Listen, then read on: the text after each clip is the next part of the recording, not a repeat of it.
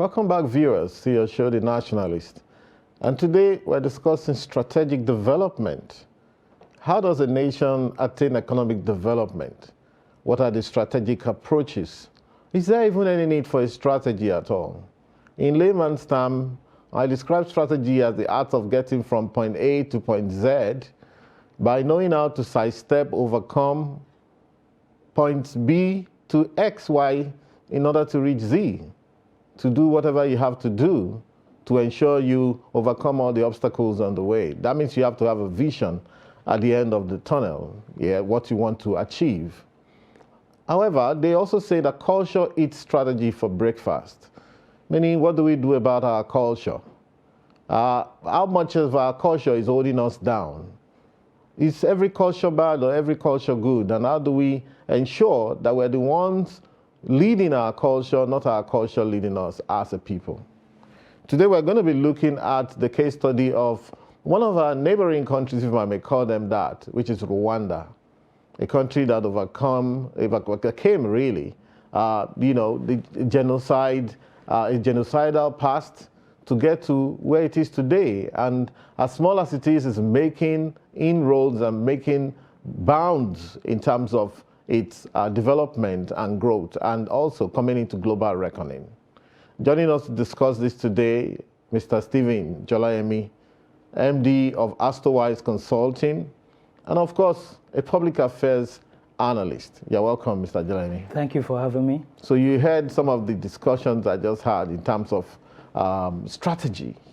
How important is it to development? Perhaps we should start from there. What's your perspective in terms of strategic development, and what do you think Nigeria should be doing at this point in terms of strategy? Minding the fact, of course, that we've had so many, constitutional conference, this conference, that conference, Vision 2020, Vision 2010, all sorts of documents are lying there in the president's office, which have, intellectuals have sat down together to say this is the way to go. Thank you very much. Like you said, I would like to start from strategy. And by definition, strategy is just a game plan.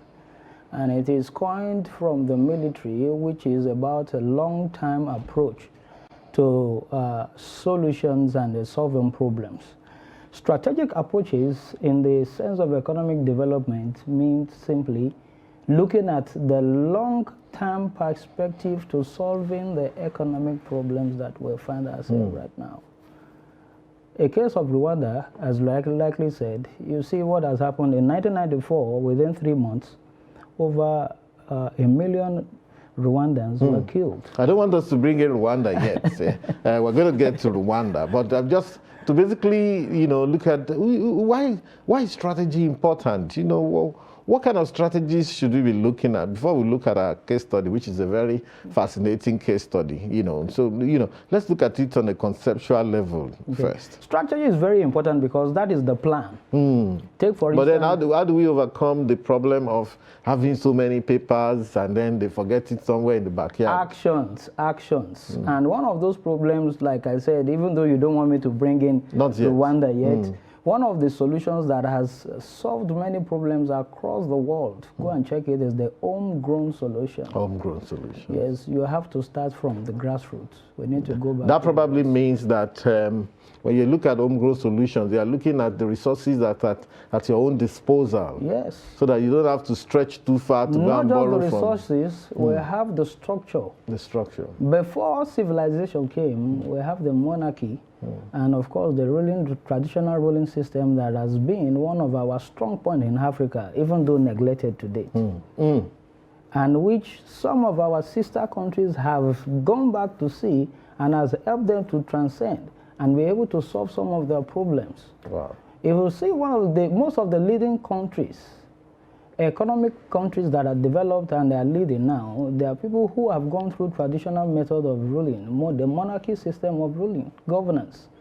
And that has enabled them to take very strong decisions, quick decisions that we can't do having the democracy under the democratic system. But here we have subjugated even that traditional system under the local government chairman, which has been crippled and has been designed and has been designed not to work. Wow. Because it is calculated, and we know that without the local government, without the grassroots, we cannot achieve the development that we are looking for. Double jeopardy. Yes. So we need to go back to the roots. We need to go back to in history, in times when people can go safely to their farms, harvest their products, put it on the road, and put the price there, use stone to tell them to design the amount they are going to pay for each good, and people can come safely, pick those goods, pay the money, either as cash or as other gifts in terms of exchange, to pick those things and go back, and we are able to live peaceably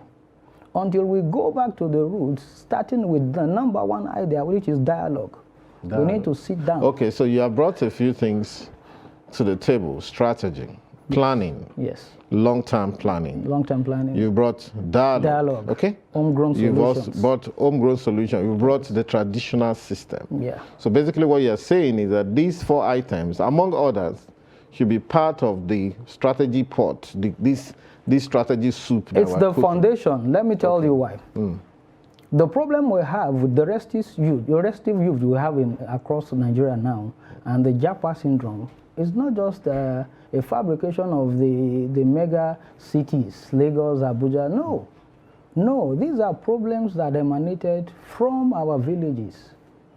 Oh, how? How many of us now can safely drive back home now? Either for Christmas, we are in the Ulysses period. How many people can go back home safely? I was in a class, in a program last week, and I was asking some of the participants in the program, can you safely drive from Abuja now back to your location and back to your villages? And even in your villages, how many of us can afford to spend more than 1 or 2 nights in your own father's home in your village? We don't have that now.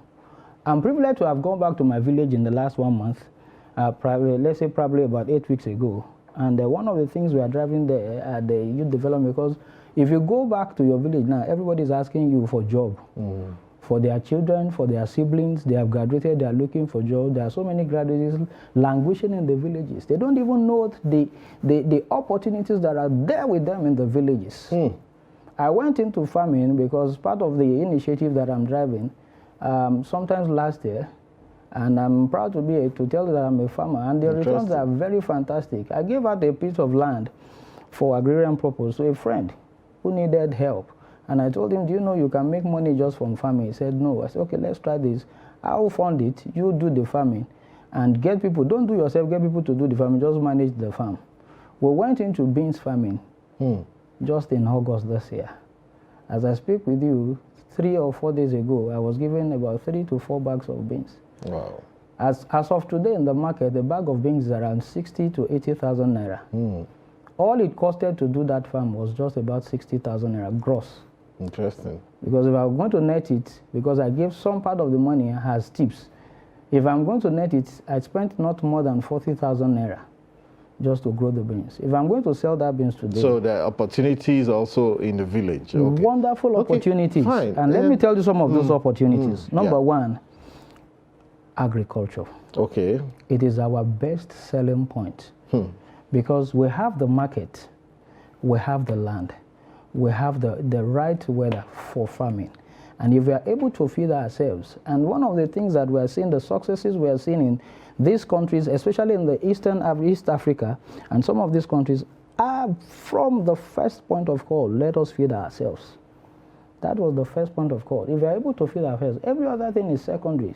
Exactly. Let us produce what we eat. So those are very good strategies. I think some of the powers that be, if they are listening to you now, they probably will be taking notes on the things that we should consider in terms of putting our society together and achieving economic development.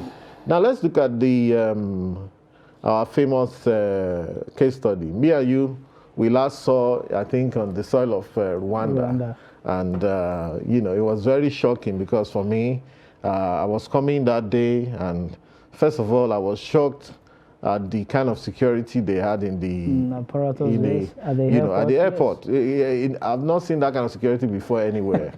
Everybody, there's no big man in Rwanda. No. Whether you're a minister, whatever, you come out of your car in the airport, you pass through a screener, They put your bags on somewhere, the dogs will sniff it, they screen your car, then you move and you go back inside your car, and it's like 1 kilometer from the airport or even more.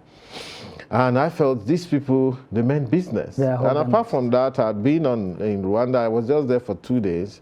And although I'd been there before, in 2014, I saw remarkable changes from that time to now. A lot of investment, new hotels. It had positioned itself as a tourist country, but a country with a lot of discipline. I saw it was a low noise. So I'm going to describe for you what I saw. So you now tell me what you saw and how it fits into the development. And I was thinking I must also describe from the economist's point of view, what exactly is development? Economic development is not only growth, it's not only any kind of skill growth, it's the quality of life that people are living. So I saw in Rwanda a low noise environment. People don't press their horn anyhow. No.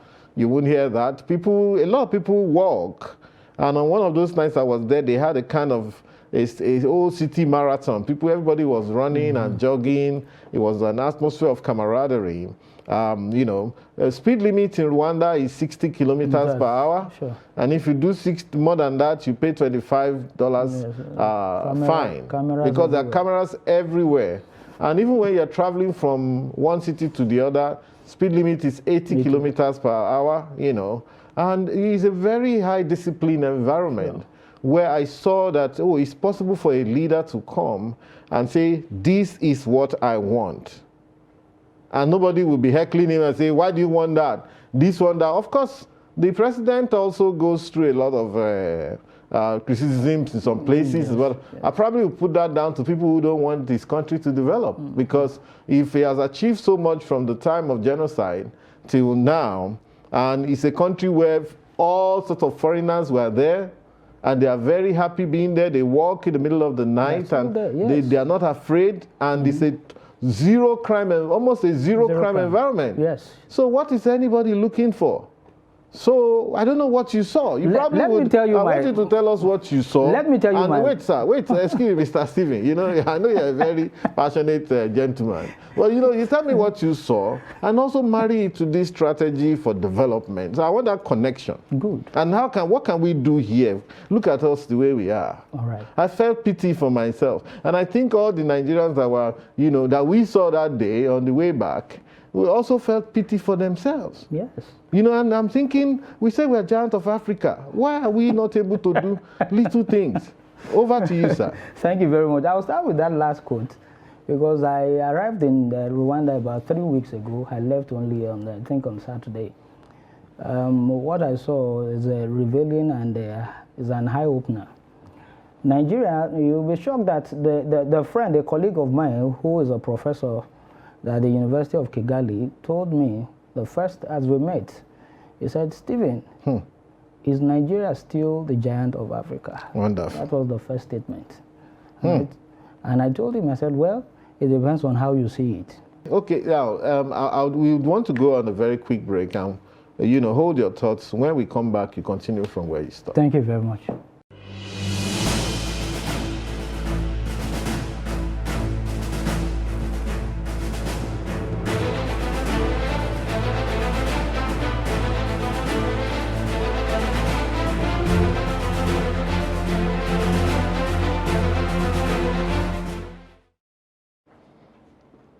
Welcome back, viewers, and today we've been talking with Mr. Stephen Jolayemi on the subject of strategic development.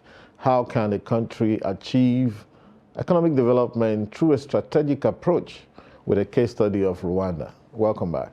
So you've been talking about, you talk about the gachacha as a way of fusing the traditional system, you know, to solve current problems and give the people some succor and a better life, you know, in spite of the fact that challenges will never fully disappear. You don't want to probably expand on that and other approaches that you have seen in the case of Rwanda. Yes, the reason why I brought the gachacha court system into place was the issue of the insecurity that we have everywhere now. Because one of the things, one of the propaganda, one of the issues that is a frontline burner in Rwanda today is the presence of peace And for no reason, the government is fully committed, and everybody said we must have peace across every part of Rwanda. And one of the reasons why that court system was brought into place is to make sure that there's justice, security, and of course peace. Because without that, a farmer cannot go to the farm.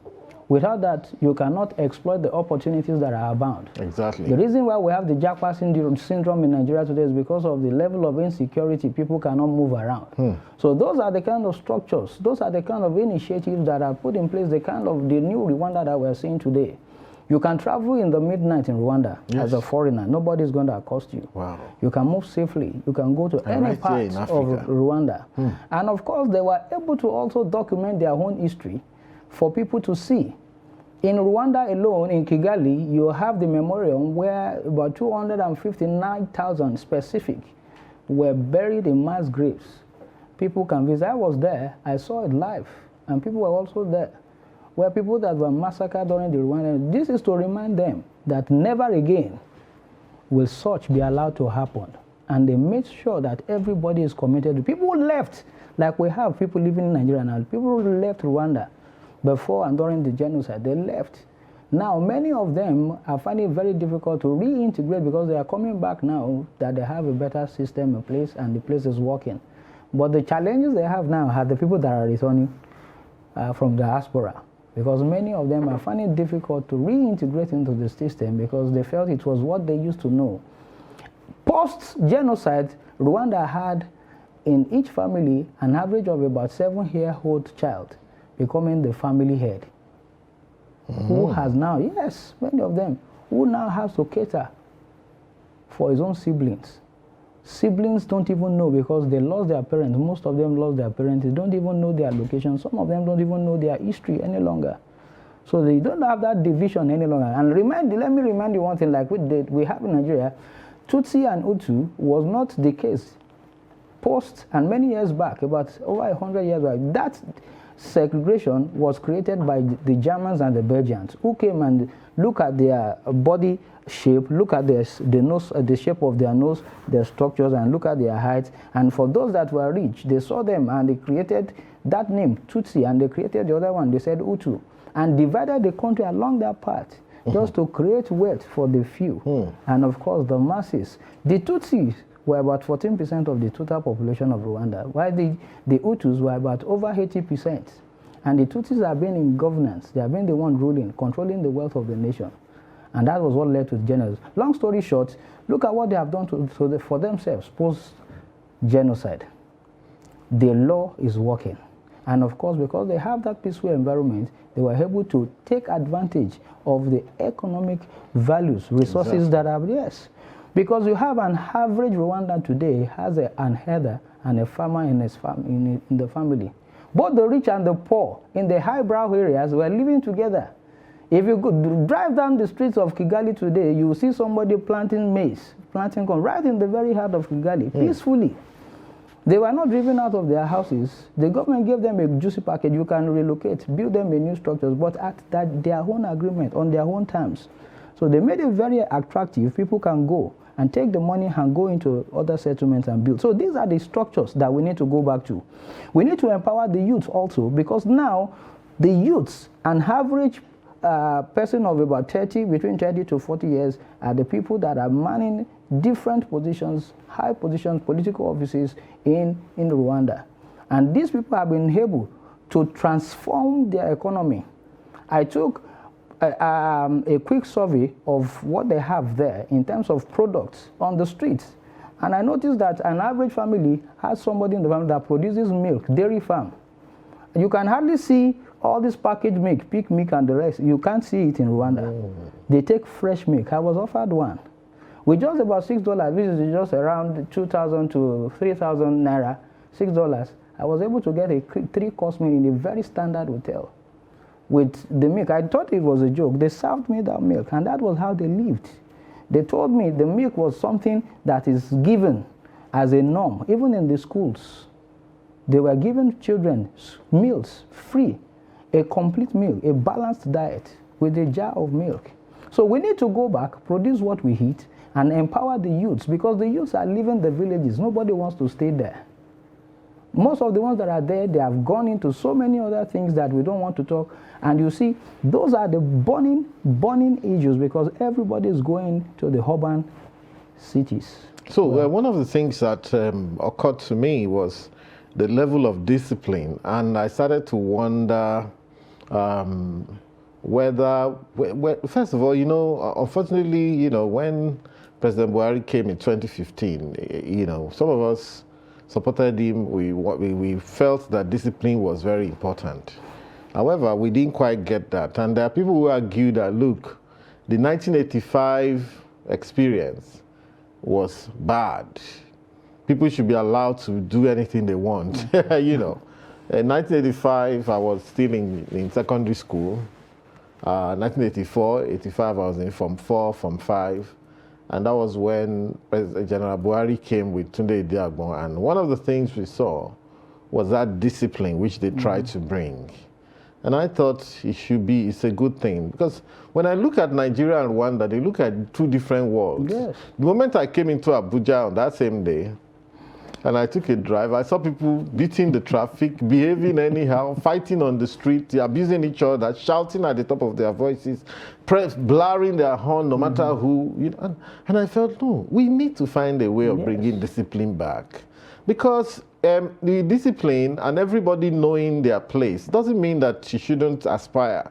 But Nigeria seems to be a place where everybody is in a hurry to nowhere. Everybody wants to be a billionaire, and you know, I mean, luckily there's this central bank thing that they are fighting now. The whole idea is it's supposed to stop people even spraying money and dancing on money to show that they have arrived, that they are now in money. They can waste it, they can burn it, they say it's my money. Not minding how they came about that money, who is watching, and how people are feeling, watching them dance on money, people who cannot feed. The same people say, we cannot feed. What is the value of discipline? I think Kagame has been able to control that country because he has a iron grip, and of course he's a very disciplined man. And I think that discipline has been able to permeate through the system. You know, what do you think about that? And is it not going to be better for us to have a disciplined environment where even foreigners can come and feel, you know, happy living with us without us trying to intimidate them, throwing weight around?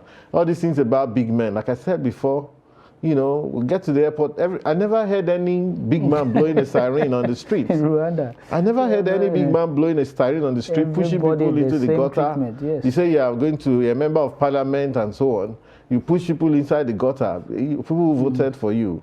Which way forward for us? A friend of mine who is a big man in Rwanda told me that one day his driver was driving him, and someone overtook them and told them that there's a policeman needing their attention. They had passed the policeman about 2 blocks away. And the driver told him, and of course, immediately he made a U-turn. He didn't wait for my friend to give him instruction. He made a U-turn and went back to that policeman.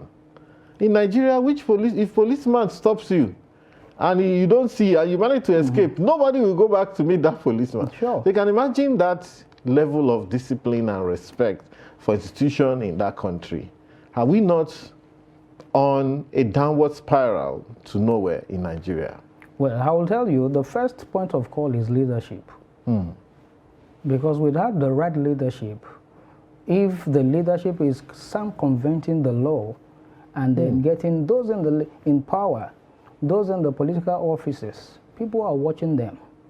And it is what they do that transcends and permeates through the structure and goes out to see what we see, the way we have now. Let me tell you again, there are two sides to it, the leadership and the followership. Because it is the leaders that dictate the tone of one, peace, the rule of law. If the leaders are seen to have been circumventing and not following the law, listening, and of course, making people who violate some of these laws to pay, then we are going to continue to have what we have. Remember back in those days when Nigeria post the independence and around the independence, Nigeria was doing so well, so good. We don't have the level of corruption that we have as it were these days. But there's one thing that we knew then, our cultural and socio-cultural values were of paramount importance to us. We have eroded those values and we have alienated our own cultural values at the expense of trying to associate ourselves with the Western world. So we need to go back to our culture, the values of our culture. We need to have value. Why would somebody want to leave a country if they think if everything is working fine? To go and start up a new life, we don't even know what is going to be, have the future looks like, where you are going, you just want to leave. It's because of the level of insecurity. So if we are able to address that, the leadership, political leaders, public office holders, leadership, if they come, because one of the things, a lot of money is being spent, policies are being driven, even by the central bank, beautiful policies, projects that were floated across all sectors.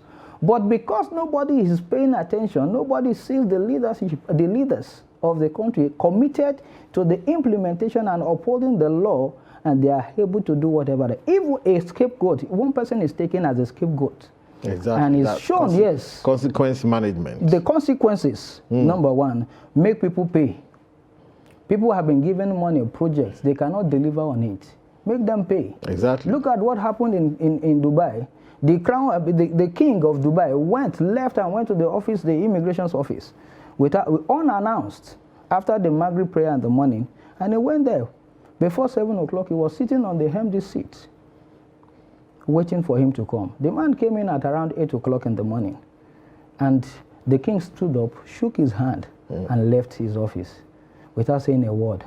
So they went, everybody was worried, they went to find out what happened. And after the inquiries, they discovered that the following morning, the MD, the manager, the minister in charge of that office was sacked. And he called a press meeting and told everybody the reason why. He said, what time do we attend to our customers? They said 8. They asked them, when is the resumption time? He asked one of the employees there. He said 8. He told the lady, he said, no, the resumption time is not 8. You should be attending to your customers at 8. Meaning you should be in your office way before, sitting down, do your duties, do your checks and balances, be ready to attend to the first customer on the dot of 8. Until we imbibe this discipline culture. We were sorry that we have Buhari, because every one of us, including me, believe that this government would have delivered on its promises and we're able to bring back the new Nigeria. But, well, we tried their best. You remember back in those times in 82 or so, he came with the war against indiscipline. Why? And which was, like you mentioned, was driven across all sectors. And we believe that if someone like him could come back, he will be able to drive Nigeria through that process. And we believe that whoever is coming into power now will not just pay lip services into all their promises, if he can stand. And why? We should stop being myopic. Because an average Nigerian believes that if you can save more money for himself and the family, secure the future for the children. How secure is the future now? Because the little that you think you have and your children, believe me, the many people that have been neglected in the villages, on the streets, the youths that are lack job, that don't have a job, then they will come back to ask, and of course, they are going to create problems for your own children. Therefore, we should note that power and wealth is transient. Transient. Thank you very much. It's a great place to close for the day. Thank you for coming. You've said so much. There's still so much more to say. We'll push it to the next time we meet, maybe in a couple of weeks' time. We'll keep on calling you as our in-house analyst. Thank you for coming, Mr. Stephen. Thank you very much. All right. Thank you for listening, viewers. Thank you for tuning in, and we'll see you next week.